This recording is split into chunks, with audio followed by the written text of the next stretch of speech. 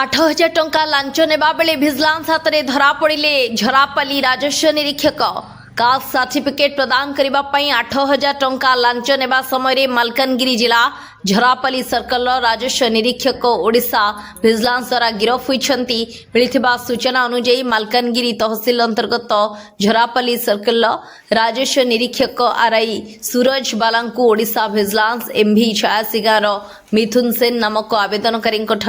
पत्नी नाम अनुसूचित जाति प्रमाणपत्र प्रदान पाई जांच रिपोर्ट दाखल करने निमंते 8,000 टंका लांच दाबी करुथिबा एवं नेउथिबा समय गिरफ करिछि। आवेदक सरकार द्वारा निर्धारित नियम अनुଯାयी ऑनलाइन ने आवेदन करथिले एवं आवश्यक फी मध्य जमा करथिले किंतु अभियुक्त आरआई श्री बाला अजोथारे प्रक्रिया को विलंब करुथिले एवं आवेदनकारी 10,000 टंका लांच दाबी करथिले। श्री बाला अभियोगकारी वर्तमान 8,000 टंका एवं काम सरिबा परे आ 2,000 टंका देबाकू कहिथिले। दाबी करा जायथिबा लांच एवं हैरान ने पीड़ित होई अभियोगकारी भिजिलांस अधिकारी को घटना विषय रे जणाइथिले। ए मामला रे आज ओडिशा भिजिलांस रो एक दल श्री बाला आरआई को तांको कार्यालय चैम्बर रे अभियोगकारी 8,000 टंका लांच नेउथिबा समय रे गिरफ करथिले। अभियुक्त श्री बाला कब्जारू 8,000 टंका लांच उद्धार करा जाई जब्त करा जायथिला।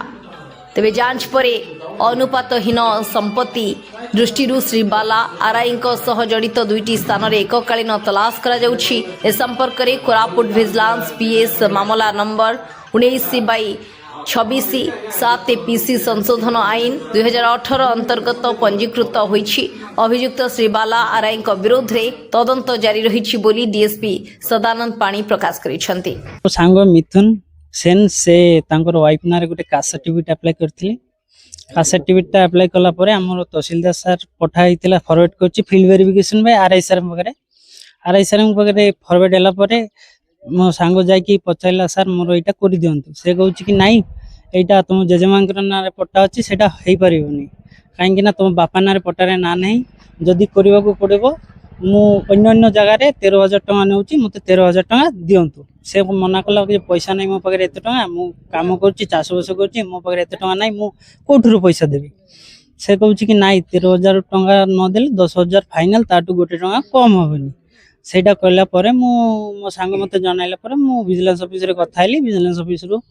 कंप्लेन देला परे सार गोटे दिन गोटे फिक्स कराइथिला आमे जाय कि से दिन आउ थरे कथाइलु ऑडियो वीडियो जोटा नेबा कथा नै कि आसी कि पैसा डिमा से दिन ये कला परे पैसा नै कि आज देला परे सार आज हम सहित जाय कि तांको धराइ छै। आगुर केमति के कोन डिमांड छथि कोन केस में केतला डिमांड छ पट्टा डिमार्केशन माने पट्टा जो मने करंतु मो